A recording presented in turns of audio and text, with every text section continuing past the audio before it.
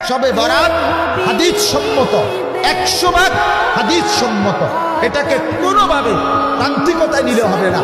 কেউ এটাকে বাড়াবাড়ি করতে গিয়ে এটাকে অনুষ্ঠান বানায় ফেলছে না। শবে বরাত কোনো অনুষ্ঠান না, শবে বরাত কোনো উৎসব না, শবে বরাত কোনো অনুষ্ঠানের নাম না।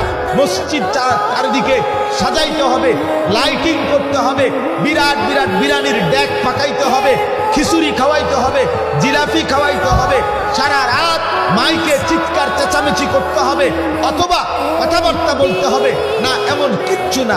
ইনফেরাদি, একান্ত ব্যক্তিগতভাবে আমি আমার মতো, আপনি আপনার মতো সারা রাত যার যতক্ষণ সামর্থ্যে কুলা জেগে নামাজ পড়েন, জিকির করেন, সেজদা দেন, তেলাওয়াত করেন, কোরআন পড়েন, দোয়া করেন, কান্নাকাটি করেন, আপনার মতো করে আপনার মনিবের সাথে সম্পর্ক করে রাতটা আপনি ইবাদতে কাটান, অবশ্যই আপনি অপরিসীম নেকি অর্জন করবেন, লাভবান হবেন, লাভবান হবেন।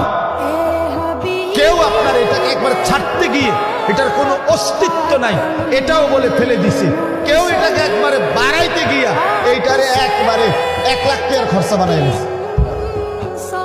কথা বুঝছেন না? এটার লগে বিরিয়ানি, এটার সাথে খিচুড়ি, জিলাপি, লাইট, মাইক, প্যান্ডেল, বহুত কিছু মিলাইয়া একদম সদবদ বানাই দিছে।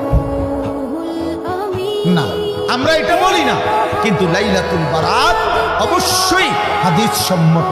রাসূলুল্লাহ সাল্লাল্লাহু আলাইহি ওয়াসাল্লাম থেকে বিশুদ্ধ সনদে রাসূলুল্লাহ সাল্লাল্লাহু আলাইহি ওয়াসাল্লাম থেকে লাইলাতুন নিসফে মিন শাবান, শবে বরাত যেটাকে বলে, এটা প্রমাণিত, এ সম্পর্কিত হাদিস প্রমাণিত। অতএব যদি একান্তই ব্যক্তি পর্যায়ে কেউ বুঝতে হয়, তাহলে আমাদের ওলামায়ে কেরামের কাছ থেকে আপনি কাছে গিয়ে সামনাসামনি বসে বুঝে নেবেন। বলেন ইনশাআল্লাহ।